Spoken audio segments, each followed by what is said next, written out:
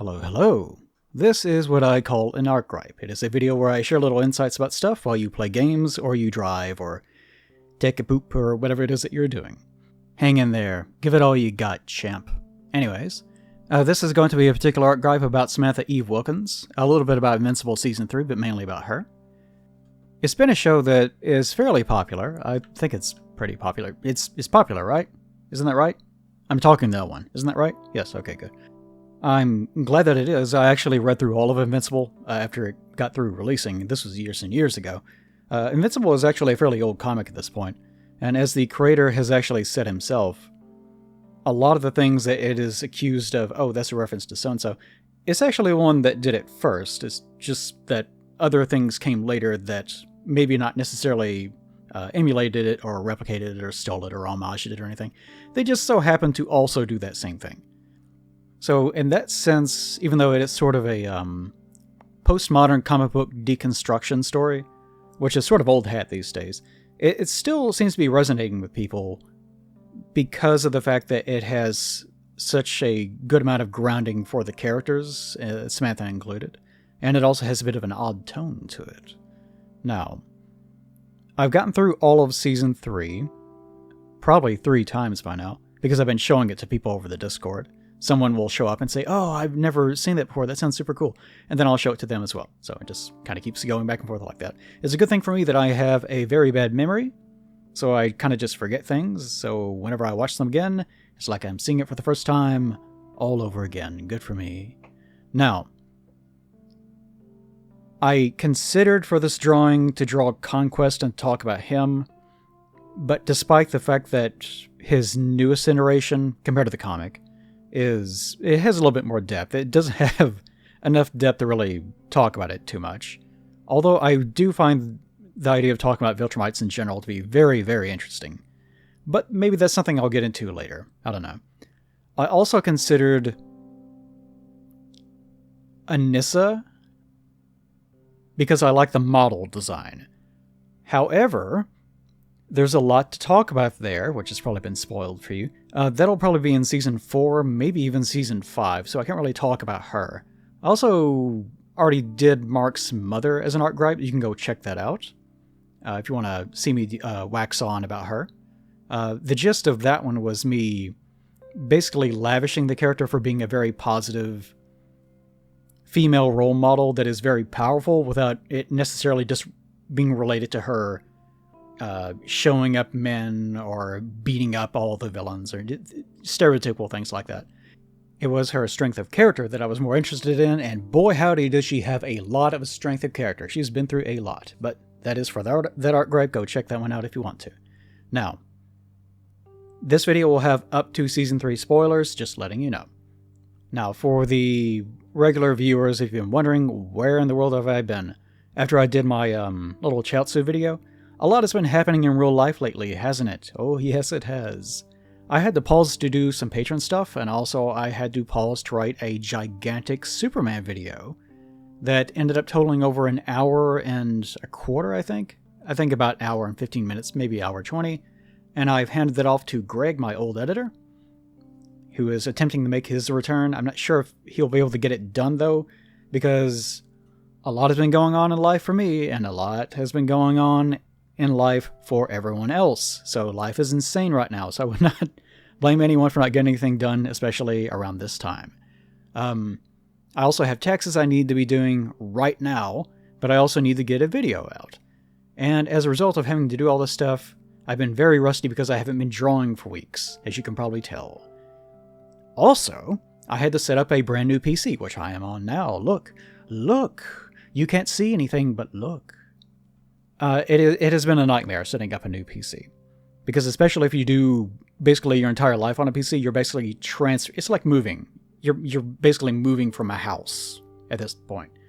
So I've been having to transfer a lot of personal files, getting this editing and creative software set up all over again, a new monitor, etc. It's You don't want to hear it? I don't want to talk about it, baby. Also, I will point out for anyone actually watching the screen instead of simply listening to it is just fine, that if you notice sudden jumps, it is because I've discovered that the recording software that I was using for doing this if you tab out of the program, sometimes we'll just stop. So at one point during the video, I remember in my primary progress, whenever I got to the point where I start drawing in blue line over the red line, where I was trying to get a rough idea of what to do, on my third pass on a primary draft, suddenly it will just appear out of nowhere. And that's because I thought I was recording, and in fact, the program decided that it just wasn't going to bother, which is just lovely. I really appreciated that. But anyways, moving on. Oh, also, new mic, by the way. This is probably one I'm going to be using primarily for recording things like this. For stuff like streaming and also Discord, I'll probably just stick to the old one. Condenser microphones are a big pain in the butt. I also had this wild notion in my head last year that prices were probably going to skyrocket for things in 2025 for some reason. I just got it in my head. Boy, I'm not sure where I got that idea from. Anyways, so it'd be nice if I personally could manufacture things out of thin air, like GPUs that are excessively expensive now for mysterious reasons. Eve can, which is the character that I'm talking about today. Look at that. It only took me 5 minutes. Oh my god. No, it's almost 7 minutes. It's even worse. To segue back into the thing that I'm supposed to be talking about, no wonder I can't retain viewers. Okay. So Eve can manufacture pretty much anything out of anything, as long as it's not like an animal or a person or so on. So I often find myself screaming at the screen, just make this thing. And of course, people as a result have to get on to me about, well, she doesn't want to collapse the economy. You know, at one point she makes for her father a golden apple because they are poor and he's having to work doing fast food. And she says, just take this, cash this in and your money problems will go away. Which, okay, sure, I've had this discussion too many times. Yes, you can make infinite gold apples and that will collapse the economy. Making one gold apple is not really a problem.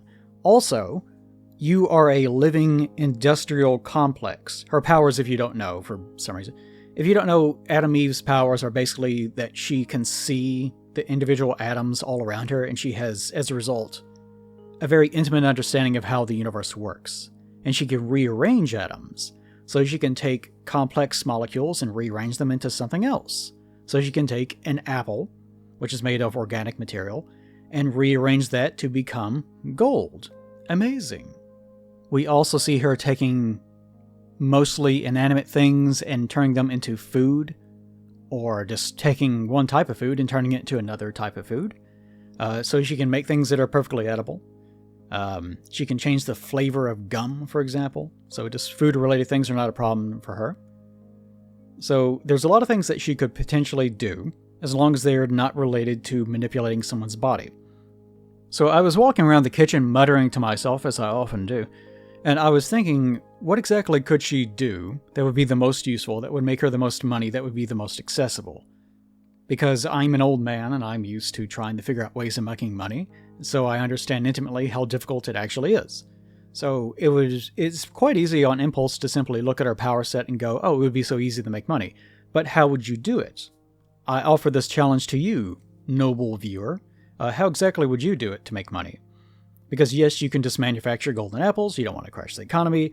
That might raise a few questions about where exactly you're getting golden apples from and so on, which you could just make slivers of gold or something and sell them online. It doesn't matter. That is one way of going about it. But I was thinking, what else could she actually do? And one of my first thoughts was, well, she could be a doctor. Because if she was a doctor, then she could, cure cancer, in theory. But she is not allowed to manipulate the human body because of her mental blocks. The scientists that made her, somehow, it's not disclosed how, created mental blocks inside of her head to ensure that she couldn't actually do harm to living people. At one point, she's targeting a squirrel, and I think trying to turn it into a puppy or something. I can't remember what she's doing. But she couldn't do it because she has a mental block. How she got it, who knows, doesn't matter. But this took me down an equally stupid road of imagining myself with these powers just doing something. Because I was thinking, well, actually making gold would be a great idea because lots of scientists and engineers and so on need gold because it's a great conductor. It's very useful in engineering and various other things. And then I started thinking, carbon nanotubes, it just popped in my head. Like, carbon nanotubes, I've got it. Because I was thinking, space elevators. We can't make those because in theory we could, but nothing has the tensile strength to be able to support something like that. So, if I could just make it, then I could be the guy, the carbon nanotube guy. Or you could be the guy that makes, plutonium or uranium-238 for free. Wouldn't that be lovely? So I started imagining Eve just all day long goes into the her factory and is just there taking like rocks or just whatever the raw material is and just zapping one thing after the other over and over and over again all day long, just rolling gold off of the Eve treadmill, as it were. And I thought, if a government figured this out, she's going to be put to work doing something that she doesn't want to do real fast. But that's an interesting little thought train that you can take and just ride that to Hogwarts and just have a great old time. Because I had a fun time myself and got very frustrated. You do a lot of interesting things whenever you're working on a new PC and you're just angry in general. But yeah, creating rare elements, something like that. I would probably have better ideas if I grew up the same way that she did, where I could just see atoms and I inherently knew how they behaved. And, I just needed names for them, and that was it. Because apparently that's how she grew up. I really appreciated the backstory that we got with the special episode for her, where it made it clear that she spent a lot of time just staring at a tree, for example. Because to her parents, especially her father, I'll get more into that later, especially to her parents, they just thought, oh, she's weird. Like they thought something was wrong with her. But for us, we realized, oh, she's just observing how atoms move. Like to her, it's this entire world that we can't see. So, very easily, instead of worrying about her becoming a living factory, she could also very easily have been a super scientist. Which the series doesn't really, the comic nor the series, really seem to go into too much. Which I think some of that you could chalk down to her just... it would be interesting if someone was born without the propensity or natural inclination to be a scientist. Maybe even if they were like dumb. She's not, Eve's not. But it would be kind of interesting if they had this ability, but they couldn't really do anything with it. And in this case, you could make the argument of, well, she's just a dumb kid. She's not going to have that sort of inclination in the first place. Like, there's whole other ways of looking at it that are interesting to me, but I'm not going to bore you with it. Anyways, it is bizarre, however, once she and Mark actually get into a relationship, that they are complaining about getting a place when she can make anything anywhere. And in fact, she has a treehouse in Africa, although sometimes the show treats it like it's down the road. In the comic, it overtly is in Africa, and I thought the series said that it was in Africa, the TV series. Maybe not. But the show just has Amber show up there at one point, like she walked down the road to get to it. And she's there because in the comic, there is an arc, the Africa arc, where they are just there. Mark brings Amber, who in the comic, Amber is actually like a ditzy blonde girl. He brings Amber there, where a scene somewhat similar to the one that we got in the show happens. It's best not to think about it. Anyway, she has a treehouse. She makes a treehouse. Even Mark having money troubles definitely is not something that should exist. Mark, I can kind of understand, because if you're a superhero, it is a little bit strange to have that be your job and to be asking for money. At one point, he does bring up maybe I should be asking Cecil for, an income. And my immediate response was, yes, of course you should. Why wouldn't you be making all the money in the world doing this? Because think about it, Mark is the de facto, the strongest person on the planet.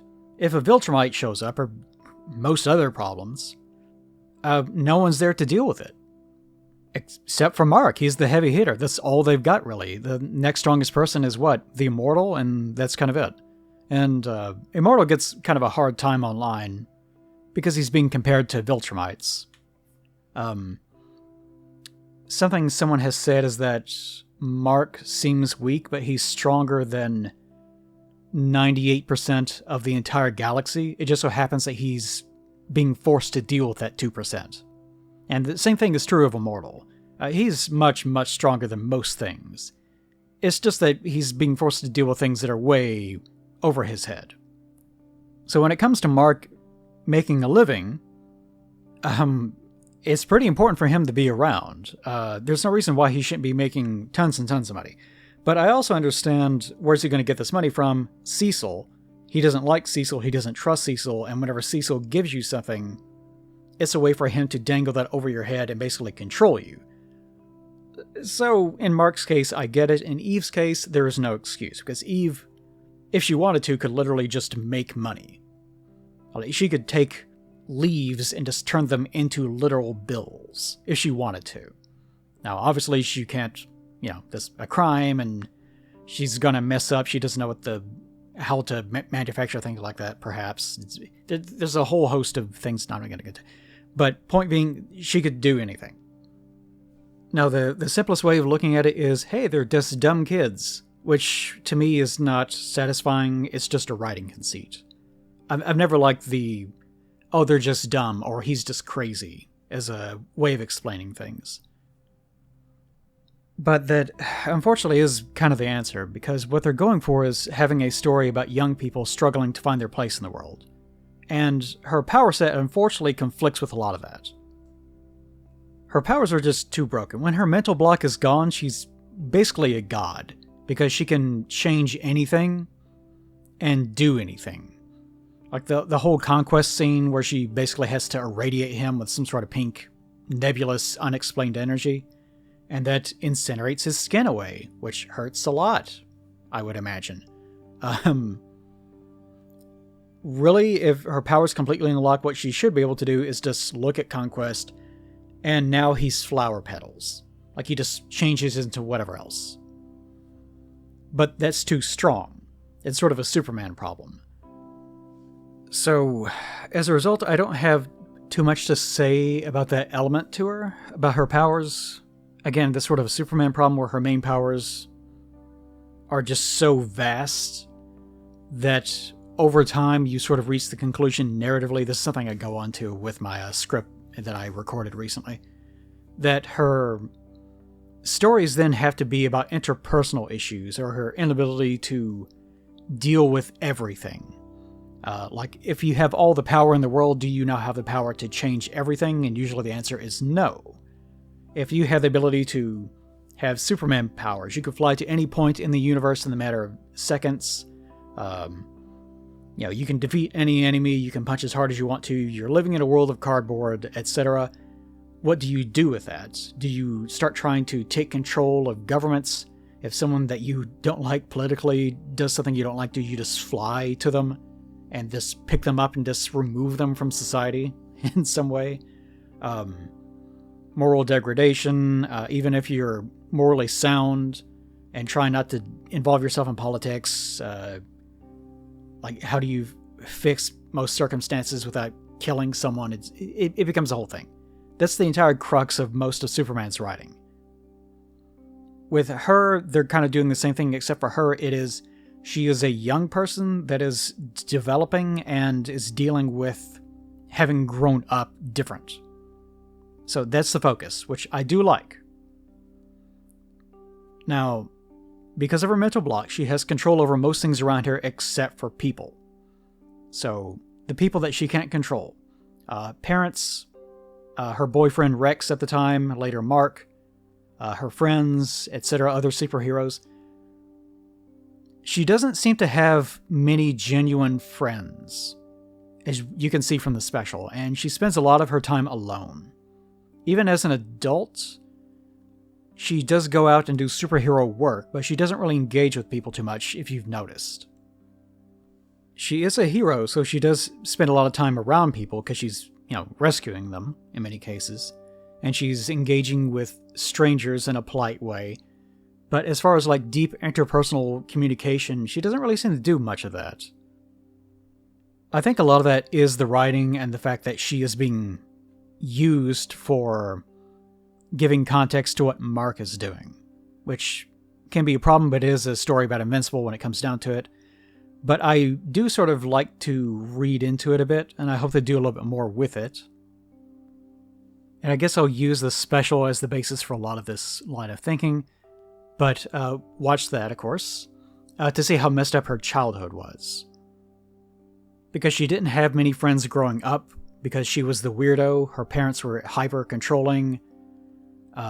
Also, she was not adopted, but she was not her actual parents' child, which she didn't know until much later, whenever she was a preteen or a teenager.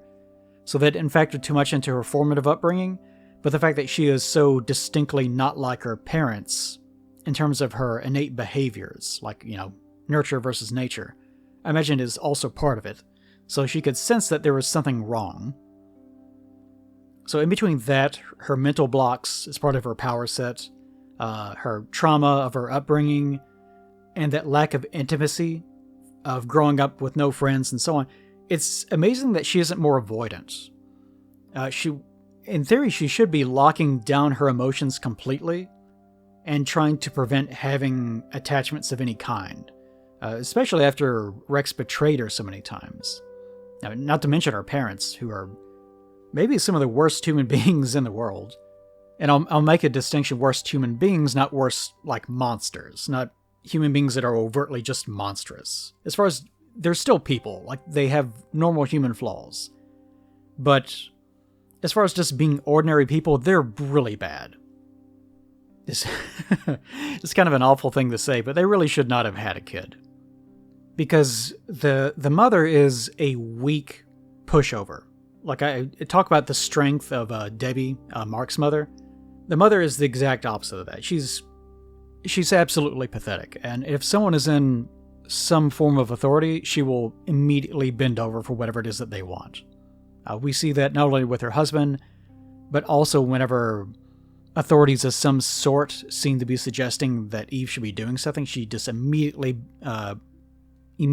submits. It actually kind of reminds me of X-Men 97, not going to go too much into it, spoilers.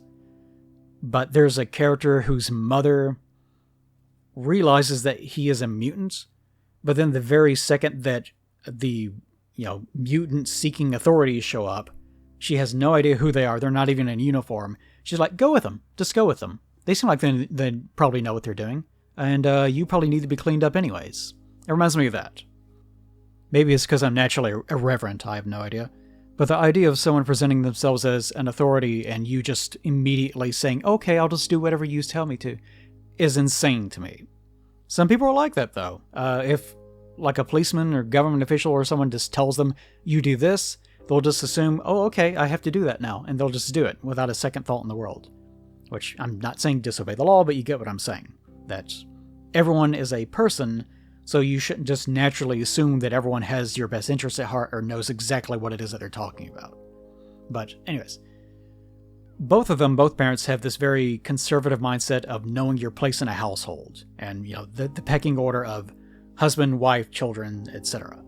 And with her, it's, shutting up and obeying. So she is almost completely worthless as a person. If you, for some reason, want to get angry at me about the idea that wives shouldn't be mindlessly submissive, I guess you can be angry at me, I guess. I'm not your fucking wife. I'll just tell you that shut the hell up. The father, meanwhile, is this hyper-traditional, can't believe that women can do anything but give birth and make food. Very controlling, angry, impotent little loser boy. Even whenever he tries to say something that he thinks is loving, it ends up being the most insulting thing that you could possibly conceive of. I actually have to give the writers credit for this. They do a good job of making you despise this character, but there's an art to, like that specifically, trying to frame things so that you can see that he is trying, but he is so inept, so completely incapable of empathizing and seeing something outside of the range of his tiny, primitive, ape brain that's just barely processing information, that it is perfectly delivered so that you can see his feeble attempt to give a thumbs up slowly turn to the most insulting thing that anyone has ever said to their daughter. It is impressive. Excellent writing. I love to see it, because I hate to see it. Yeah, I really despise her pathetic, inept, tiny penised father who is just so preoccupied with controlling everything around him, but has absolutely no control over anything at all, and his feeble powerlessness is enriching to me. I love to see him get really pitifully angry about things that he can't control. Although, unfortunately, this has a very negative effect on Eve because she so desperately wants to have approval. He is one of these men that is worthless as a person beyond their ability, their willingness to work to provide for other people. And even then, the only reason why he's doing that seems to be to make himself feel more validated. So yeah, while this is a really popular talking point these days that I just love hearing about, he kind of is the most toxic representation of masculinity that you could probably make. Because he's just so pathetic. At the same time as trying his hardest to be this toxic, manipulative, controlling freak. It's kind of unfortunate because I think her parents mainly exist to showcase how good of a person she is and her just trying so hard to connect with them. It is the only family that she has, so it does ring a bit hollow in a sense. Unless she just wanted to abandon her family ties completely. So it's almost as though she just doesn't get an option. This is all she has. Which some people do. Given this sort of environment, some people become avoidant and they just detach from their family entirely. They leave and just go off to just find themselves in some other way. And they just distance themselves from their own emotions and their own baggage, and they just pretend that it doesn't exist. So by all rights, Eve should be easily triggered by things and be abandoning relationships left and right. Now we see future Eve, and the idea that she is obsessed about Mark for so long can make some sense.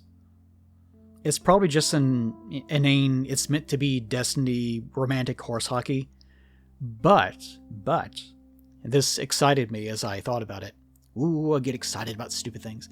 But it can be read that the only time that she has ever felt a genuine connection to someone, which she's not used to feeling, living in a world of superheroes who can interact on surface level terms and so on, was with Mark. That's the only time that she's really felt anything that is completely genuine. It's not like her best friend that she had whenever she was a little kid, who the very second that that little kid saw that she has powers, she just freaked out and divorced her from her life completely. Or like her parents, who have a lot of love for her, but it's really, really conditional. You know, she can't do anything with them. She can't freak anyone out. She has to be normal. Everything has to be normal. But with Mark, it is genuine because she is attracted to him. They do have an actual natural rapport with one another. They are best friends in many ways, and also at the same time, they're both superheroes, so they just completely... this is a part of their lives. It's not something she has to worry about at all. So that genuine connection, I imagine, did probably affect her in such a way that it's something that she carried with her for a very long time afterwards. So that can make some sense. So in that reading, she would be more anxious than avoidant, because she's willing to explore her emotions, but she has to constantly cater to her father to gain approval and cater to other people for their friendship. And also cater to, random people as a superhero. She's constantly having to barter her time with everyone around her to gain their approval. So it would make sense why she would have this easy rapport with Mark and hyperfixate on that for years. Especially if the world got very bad, which you do get the impression, without going into spoilers about all sorts of different things in different chapters and so on, but you do get the impression from this time travel bit that the world got very bad, and that's the reason why they came back, because they really needed it to be fixed.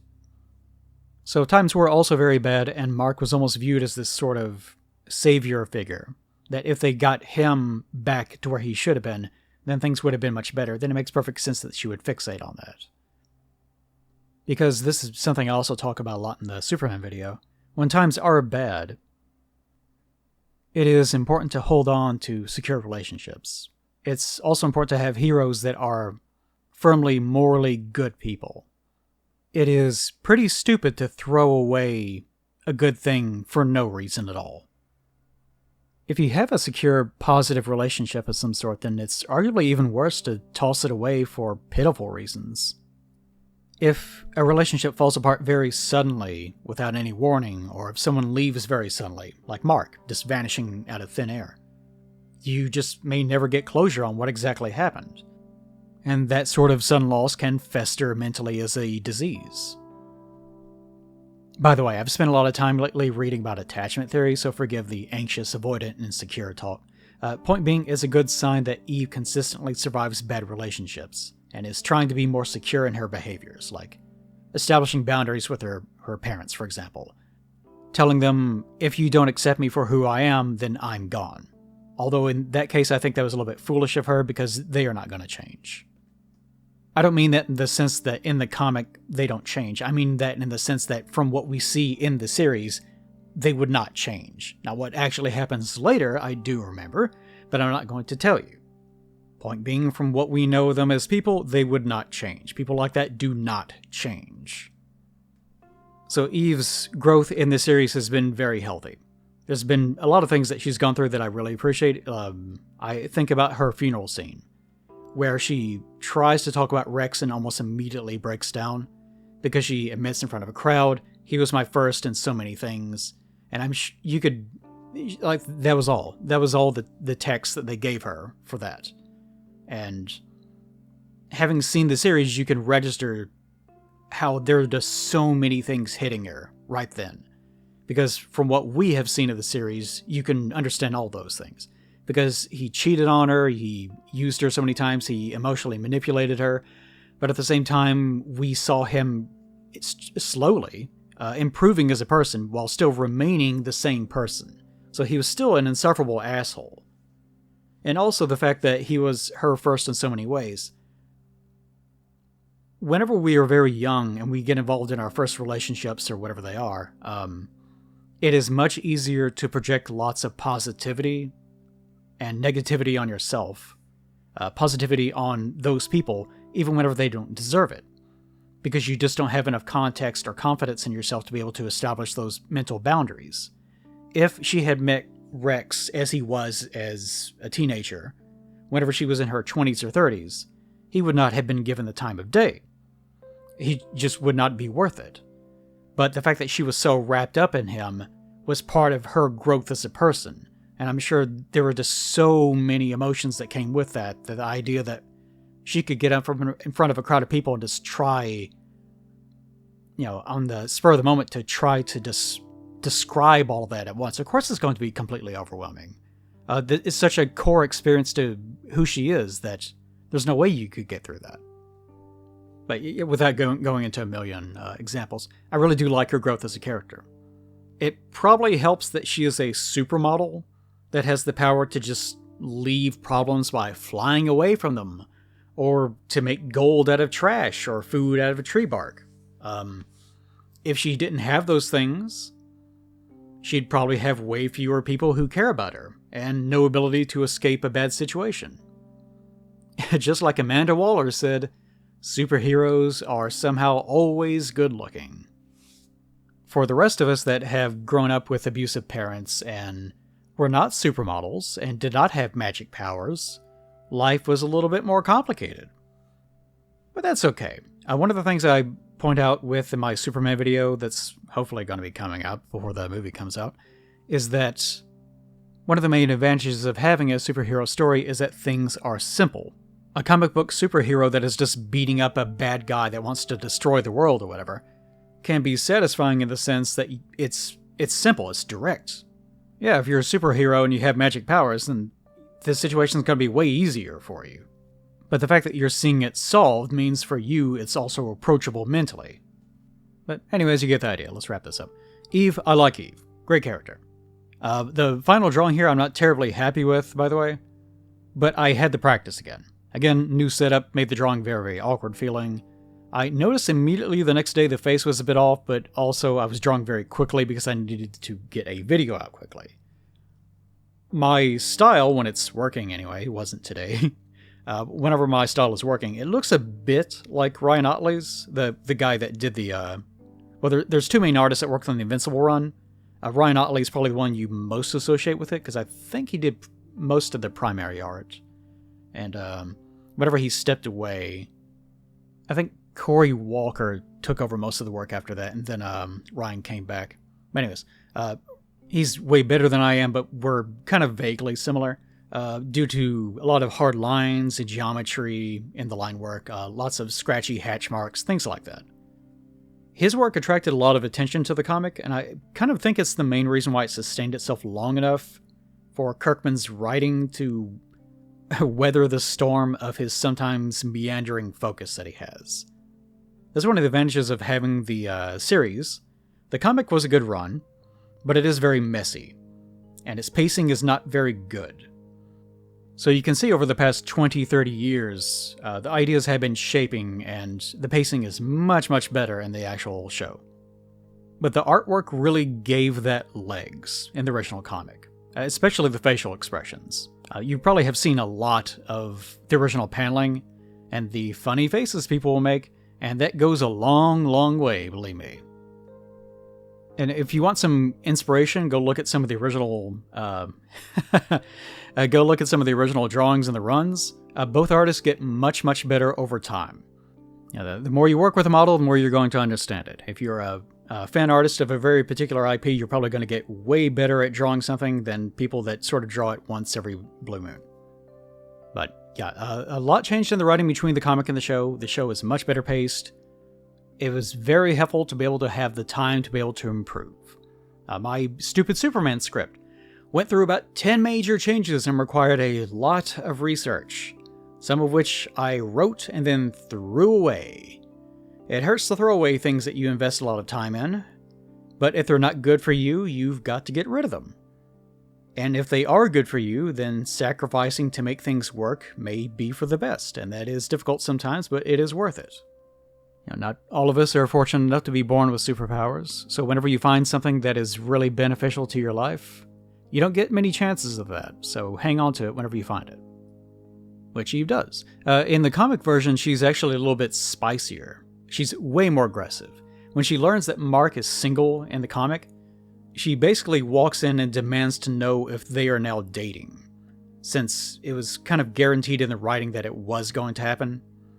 Fans were not fooled. I mean, you can tell almost right away. These two are eventually going to be a couple. You just don't know how they're going to get there.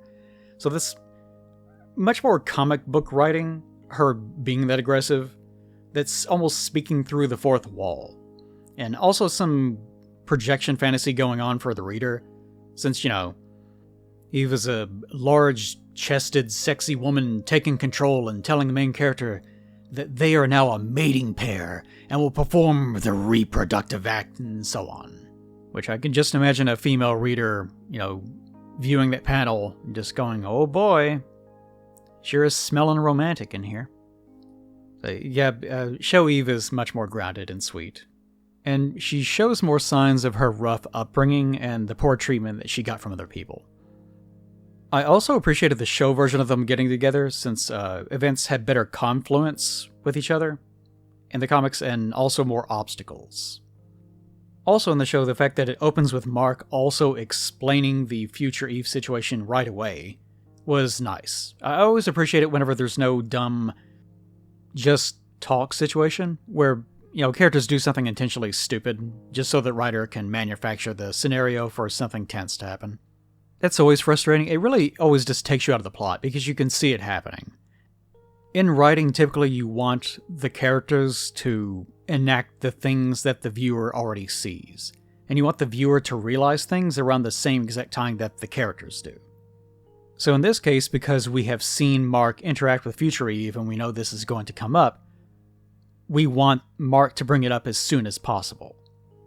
So, to be fair, Future Eve put him in a really bad position by telling him all this, that she was madly in love with him this entire time, and she just really wants him to tell her something. But it's also understandable why Future Eve felt like she didn't have a choice in the matter. But also, if Mark had mentioned it right away, like before he even proposed the idea of them getting together, it probably would have set a really terrible obstacle in their path and made it almost impossible for them to get together, because there would just be that extra hurdle. So Eve may have not even been able to bring herself to admit that she had feelings, and Mark would always have that context behind it and ruin that moment. And at the same time, if he had waited until much after, like a week or something, or like months, even like a few hours, it would have been a betrayal. So doing it right away is probably the best decision that he could have made. The only thing he really messed up was how he delivered that information, knowing that it was important to tell her as soon as possible, but also delivering it like he's letting it slip and he didn't mean to bring it up. In a show about dumb kids becoming adults, it's pretty fitting that he almost gets it right, but not quite. Because that's typically what happens with Mark, and I appreciate that about the writing. The fact that it's not just kids being stupid and then the show shrugging, going, oh, they're dumb kids.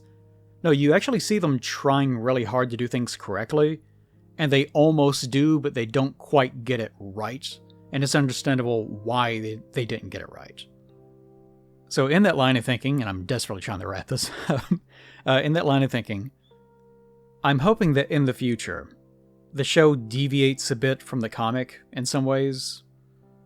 I'm not saying the comic did a really bad job with this or anything, but I do hope it deviates a bit, like it has been, to explore more of her autonomy, instead of just things happening to her and around her, which is a common problem for characters in general, but also female characters. I want to see her have more of a direction of, this is the thing that I want to do, even if something gets in the way of that. No spoilers about the future, of course, I'm not going to bring up any of that, but I do want to see more about what she wants, as currently she seems to mainly have a generic desire to do good, and she orients her life mainly around Mark. Which again, this is a show called Invincible that's about Mark, so it makes perfect sense why you would have characters that orient around him in some way. But again, some of this is just me projecting because I do find her emotional attachment issues to be interesting. The fact that she spent so much time trying to coddle things around her, appease her father, appease her mother, appease her friends, appease her boyfriend, while all of them were betraying her or treating her poorly or just doing the bare minimum and so on. The fact that she's now setting boundaries and trying to treat herself better and to demand that the people around her treat her better, to me is very edifying, and it's a really positive message. And it hasn't really been established what Eve wants beyond just being a superhero, so I'm curious what that entails. And I say that because it is important to establish that before future spoilery type events begin happening to her. Because this is Invincible, and things happen to people a lot. Take a look at the Immortal. Goodness. We see what happens to him. He's a fascinating character in his own way. Admitting that losing Kate for some reason is unique to him, and he doesn't understand why, and he doesn't understand why that's breaking him, and how that consistently bursts out of him during confrontations with people, to the point where he almost starts an intergalactic war with Alan. We also see his endpoint, whenever a little too many things have happened to him. That's what happens when you live for a really long time and you just don't have the grounding of people that care about you around you. Which, strangely, is something that comes up quite a few times now that I think about it in the comics. But we'll get to that when we get to it. But yeah, this is the kind of thing that I like about media. The stuff that I get into tends to be stuff that kind of raises questions that force you to participate and consider the weird outcomes that come with them. And I think that's Kirkman's strong suit. It's not just a matter of it being a postmodern comic book thing where you break down, this is what comic books will really be like. It's more, if this actually happened to you, what would this do to you? How could you be your own hero in this circumstance? Because, hey, let's face it, life can be really rough. And whenever you have a super version of life, and it's that exaggerated, looking at things in either a simplistic or a hyperbolic way is often very therapeutic in a very strange way, especially when it's just dumb entertainment. I hope you enjoyed my dumb entertainment. Hope you enjoyed pooping. Everything come out okay? You should eat more fiber. It's great whenever it just falls out of you, right? I bet that's what Eve does. Maybe she can't alter her own body, but she can probably wave those little magic fingers and all that pizza just turns into turnip greens and it just pours right out. Probably doesn't even need toilet paper. Just, snaps her fingers and it turns into potpourri. And Mark is standing there by the door, and he's like, oh, baby, I love you. No, could you do me? And she's like, no. No, I'll change the trash bags in the Charmin, but you're on your own from there, champ. Anyways, it's 5:38 a.m. as I'm recording this, so I'm going to go to bed. You guys have a great day. Donate to my Patreon. I got to do my taxes and make another video. See you guys next time.